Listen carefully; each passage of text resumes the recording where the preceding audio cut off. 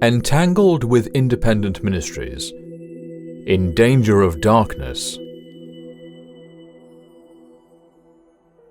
The 14th century poet, Petrarch, was highly regarded as the greatest scholar of his age. Petrarch was well aware of the ignorance of his time. People today refer to his era as the Dark Ages because of a strangely prophetic statement from his writings. He observed, "My fate is to live among varied and confusing storms. But for you perhaps, if, as I hope and wish, you will live long after me, there will follow a better age. This sleep of forgetfulness will not last forever. When the darkness has been dispersed, our descendants can come again in the former pure radiance." The world today is a time of unprecedented light. Gabriel's promise to Daniel that knowledge would be increased has been fulfilled. With increased light, however, comes increased danger. People become complacent and confident in what they know. They quit hungering and studying for more. This state of spiritual laziness is perfectly described in the warning to the Laodiceans. "I will spew thee out of my mouth, because thou sayest, I am rich, and increased with goods, and have need of nothing, and knowest not that thou art wretched, and miserable, and poor, and blind, and naked." The arrogant assumption that one already knows all the truths necessary for salvation is the absolute worst spiritual darkness into which anyone can fall. This belief leads to another that is even more dangerous. This is the notion that since one already knows all the light needed for salvation, any new light is by default wrong. It is this spiritual arrogance that puts the last generation at such risk.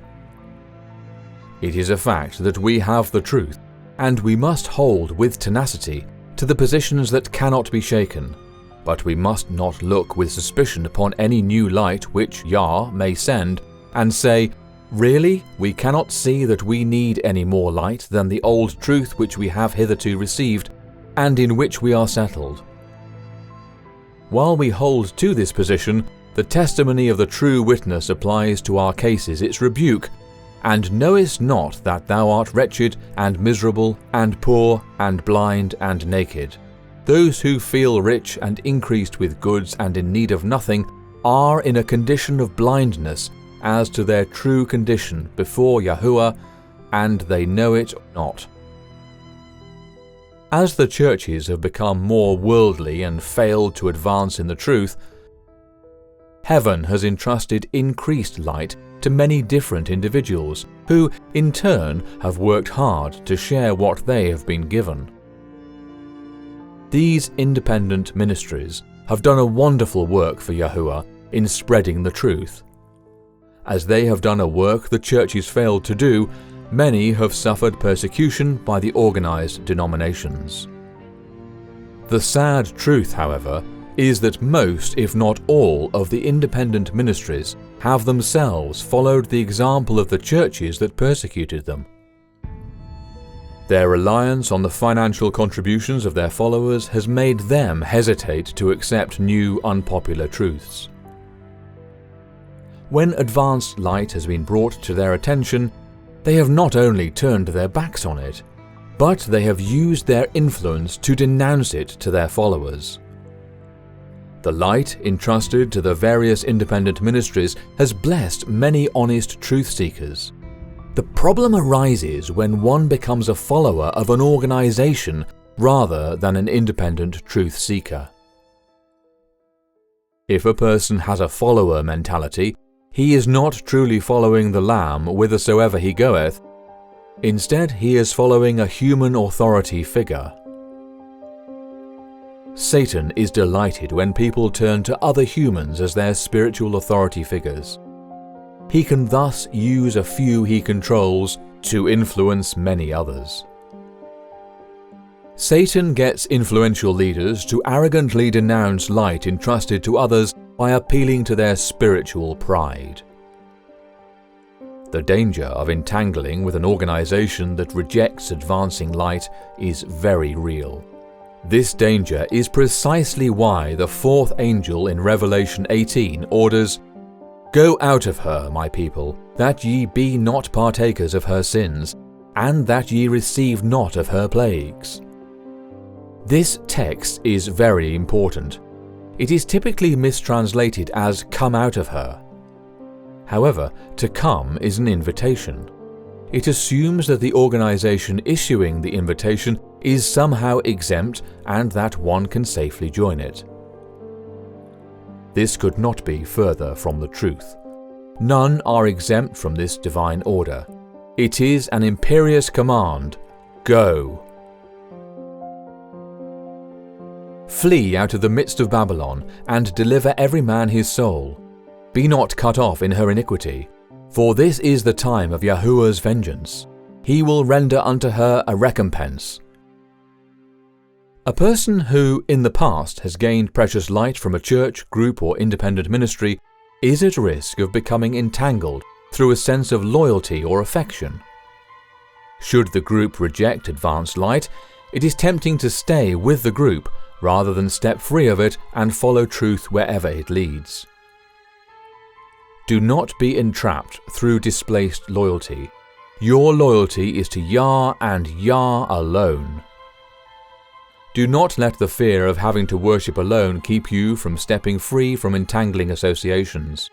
The lack of a group with whom to worship is no excuse to continue to align yourself with any organization or company that is actively rejecting light.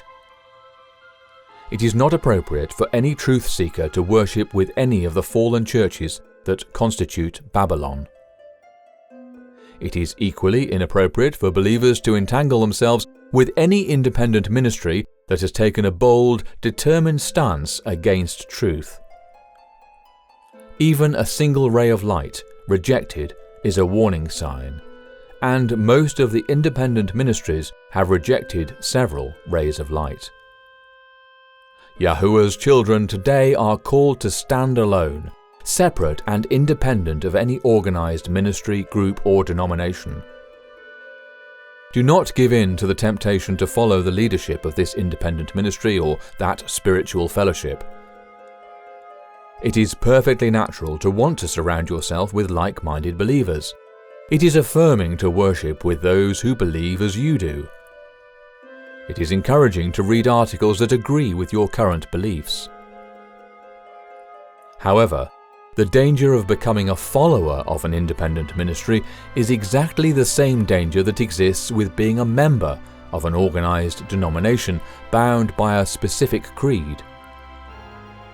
When a leader you respect or an organization from which you have learned truth takes a stance against other truths, it is too easy to follow their example. Never take the word of another human for what is truth and reject other light without studying it out for yourself. Love for truth must take precedence over any desire to belong to a group. Satan uses the desire to belong to instill a fear of separation. This can silence the voice of the Spirit. The very nature of a group creates an us versus them dynamic. Members are taught to accept the beliefs of the majority. Worse still, they are taught to not question. Established organizations, whether they are churches or independent ministries, actively discourage truth-seeking that advances beyond their statement of beliefs. The leaders do not want their authority challenged. Religious leaders frequently seek to keep advanced light away from their followers because they fear loss of influence. This was graphically portrayed in a vision to Ellen White. I saw a number of companies that seemed to be bound together by cords. Many in these companies were in total darkness. Their eyes were directed downward to the earth, and there seemed to be no connection between them and Yahushua. But scattered through these different companies were persons whose countenances looked light and whose eyes were raised to heaven. Beams of light from Yahushua, like rays from the sun, were imparted to them. an angel bade me look carefully, and I saw an angel watching over every one of those who had a ray of light, while evil angels surrounded those who were in darkness. I heard the voice of an angel cry, "Fear Yahuwah, and give glory to him, for the hour of his judgment is come." A glorious light then rested down upon these companies, to enlighten all who would receive it. Some of those who were in darkness received the light and rejoiced. Others resisted the light from heaven, saying that it was sent to lead them astray. The light passed away from them, and they were left in darkness. Those who had received the light from Yahushua joyfully cherished the increase of precious light which was shed upon them. Their faces beamed with holy joy, while their gaze was directed upward to Yahushua with intense interest, and their voices were heard in the harmony with the voice of the angel, "Fear Yahuwah, and give glory to him, for the hour of his judgment is come." As they raised this cry, I saw those who were in darkness thrusting them with side and with shoulder. Then many who cherished the sacred light broke the cords which confined them and stood out, separated from those companies. As they were doing this, men belonging to the different companies and revered by them passed through, some with pleasing words, and others with wrathful looks and threatening gestures, and fastening the cords which were weakening. These men were constantly saying, "Yahuwah is with us. We stand in the light. We have the truth." I inquired who these men were, and was told that they were ministers and leading men who had rejected the light themselves and were unwilling that others should receive it. Then I heard a voice saying to those who had been pushed and derided, "Come out from among them, and touch not the unclean." In obedience to this voice, a large number broke the cords which bound them, and leaving the companies that were in darkness, joined those who had previously gained their freedom, and joyfully united their voices with them. I heard the voice of earnest, agonizing prayer from a few who still remained with the companies that were in darkness. The ministers and leading men were passing around in these different companies, fastening the cords more firmly. But still I heard this voice of earnest prayer. Then I saw those who had been praying reach out their hands for help toward the united company who were free, rejoicing in Yahuwah. The answer from them, as they earnestly looked to heaven and pointed upward, was, "Come out from among them and be separate." I saw individuals struggling for freedom, and at last they broke the cords that bound them. They resisted the efforts which were made to fasten the cords tighter, and refused to heed the repeated assertions, "Yahuwah is with us. We have the truth with us." Persons were continually leaving the companies that were in darkness and joining the free company, who appeared to be in an open field raised above the earth. Their gaze was directed upward. The glory of Yah rested upon them, and they joyfully shouted his praise. They were closely united and seemed to be wrapped in the light of heaven. Around this company were some who came under the influence of the light, but who were not particularly united to the company. All who cherished the light shed upon them were gazing upward with intense interest, and Yahushua looked upon them with sweet approbation. Those who persist in questioning are frequently shunned. If shunning does not force compliance, eventually they are expelled from the group. Conformance is thus enforced through emotional blackmail. If you have been expelled from a group, do not be discouraged. Certainly, you can continue to pray for friends and loved ones still deceived, but all of Yahuwah's heroes, all the spiritual giants of the past, have been called to stand alone. John the Baptist was a man of the solitudes and wastes of the desert. Alone he heard the Spirit speaking to his own soul, preparing him for a great work as the forerunner of the Messiah. John Bunyan spent 12 years in the Bedford County Jail for refusing to stay silent on the light given him. But during those 12 years, the Spirit of Yahuwah inspired him to write Pilgrim's Progress, a work containing deep spiritual truths that have blessed many in the centuries since he scratched it out in his cold stone cell. Martin Luther, likewise, was called to stand before priests and prelates, entrusted with a truth that would set free the souls of multitudes. Following truth is a very solitary walk. When called to stand alone, do not shrink back. Count yourself honored of heaven. Use the time alone to grow still closer and closer to the source of all light and truth. This side of heaven, it is impossible for any mortal intellect to grasp all truth. Throughout all eternity, the redeemed will be studying into the deep things of Yahuwah and continue to learn of him. World's Last Chance is a platform for disseminating all truth that has been revealed to us. This includes unpopular truths. Occasionally, angry responses come in where the writer declares, "I did not join WLC to accept this error or that error." This does not discourage us, nor does it dissuade us from spreading the truth far and wide. WLC is not trying to please man, only Yahuwah. Once light has been revealed to our understanding, we will disseminate it as far and wide as Yahuwah gives us the ability to do.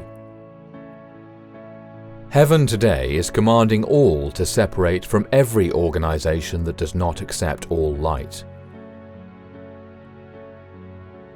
Wherefore come out from among them, and be ye separate, saith Yahuwah, and touch not the unclean thing, and I will receive you. There are fewer things more unclean than a spiritual pride that boasts in what one knows, but refuses to acknowledge any additional light. When we acknowledge that the true witness knows our condition better than we ever could, he will give us his righteousness to cover our nakedness, his purity for our sinfulness, and the heavenly gold of faith. Then will be fulfilled his precious promise. Behold, the days come, saith Yahuwah, that I will make a new covenant with the house of Israel and with the house of Judah. Not according to the covenant that I made with their fathers, but this shall be the covenant that I will make with the house of Israel. After those days, saith Yahuwah, I will put my law in their inward parts, and write it in their hearts, and I will be their El, and they shall be my people. And they shall teach no more every man his neighbour, and every man his brother, saying, Know Yahuwah, for they shall all know me, from the least of them unto the greatest of them, saith Yahuwah. For I will forgive their iniquity, and I will remember their sin no more.